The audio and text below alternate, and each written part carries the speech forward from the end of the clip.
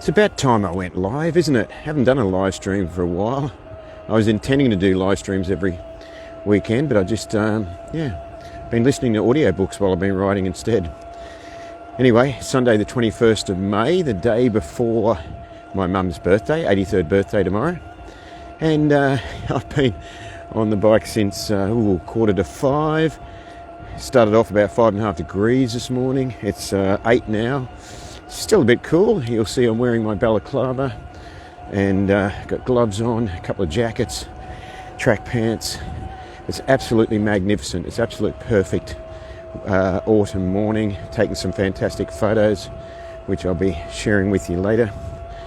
And just up at Broadbeach Waters at the moment, and starting the ride back home. So, this morning is an interesting topic that I don't know if I've really ever talked about before, or if I have expanded on it. Whether I've expanded on it before. Very personal topic, and it's one that I've worked on, well, all my adult life, that's for sure. So it's you may gain something from listening to it, and whilst I enjoy this perfect morning, wow, just fantastic. So it's called the 1 minute teenage trauma that rocked me. Now, to set a foundation, basically, that I've discovered as I got older, that I discovered as I've gotten older, looking back and understanding myself more and more, I've realised or discovered that I have always been quiet, shy, reserved, introspective, highly sensitive, empathic, and introverted. In fact, I refer to myself as an extroverted introvert, or an introverted extrovert. I think they're interchangeable. But, growing up, this is how I was, and I struggled with it a lot. Took a long time to sort of embrace those qualities of softness and kindness and compassion. But I think becoming vegan certainly embraced them. But there was a foundational trauma that occurred when I was 13. And in fact, there were 3 major events that occurred when I was 13, all in the same year, and all extremely challenging. And can I get these lights? Just going to get through a set of traffic lights here. That was perfect timing. Love it when it's perfect timing. So, going in the order of, and the reason I talk about this trauma is because it helped shape the direction that I took in life, helped shape my need to understand why things are the way they are, to try and not only understand it but find a way to cope with it, and to try and come out of it as a better person. Now, I'd like to say some ways I've been able to, but in a lot of ways I still carry the lasting effects of this trauma, and have spent my adult life seeking to understand and overcome it. So, in 1977, 3 major events occurred that, as I say, shaped and rocked my world. The first one, in the order of severity, was that my mum's father passed away, my pop, and he was, I don't think that I was that close to him, but he was physically close. I mean, they lived in the same street, and I've got a whole heap of ducks, and listen, guys, just Give me, boy, oh boy, they're running all over the place. And when he passed away, it was the first family person that I had been relatively close to that had passed away. And it absolutely shocked me. I was so upset. I couldn't understand. I was having difficulty understanding the concept of death, basically, death of the body. And it really, really rocked me. And what was interesting was that I found out a few years later, when I was 17, when I started to experiment with alcohol, and my mum told me something that I'd never known to that point, was that her father had been a violent alcoholic, and in earlier days, and there were some very serious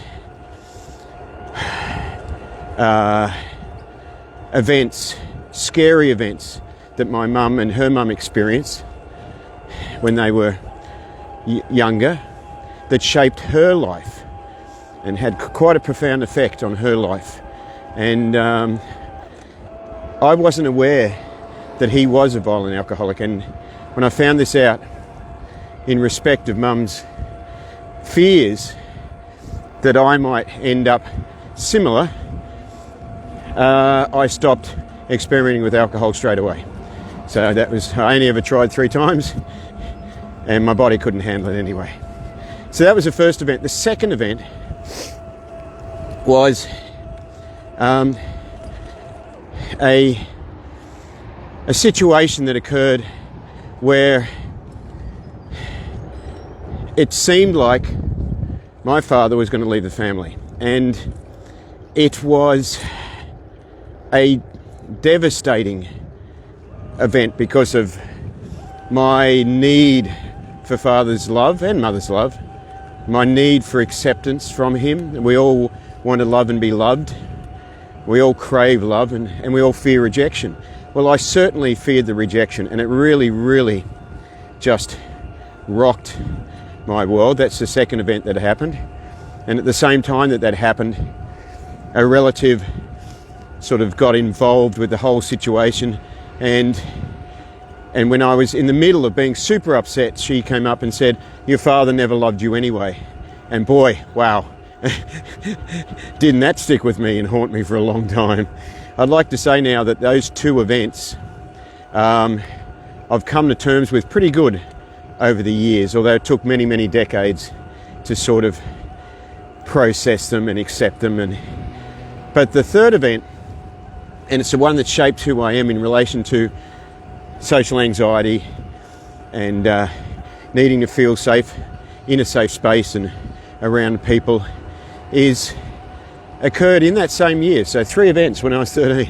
It's amazing. And occurred in that same year. Was at school, a school event with a music teacher who was getting us students to go up and play musical instruments in front of the class. And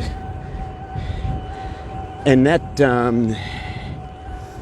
I have, a pretty good memory of that event. I went up to play the recorder, as it's called, like a little flute, and I was nervous and I was shaking already because I already had a difficulty being in front of people, being that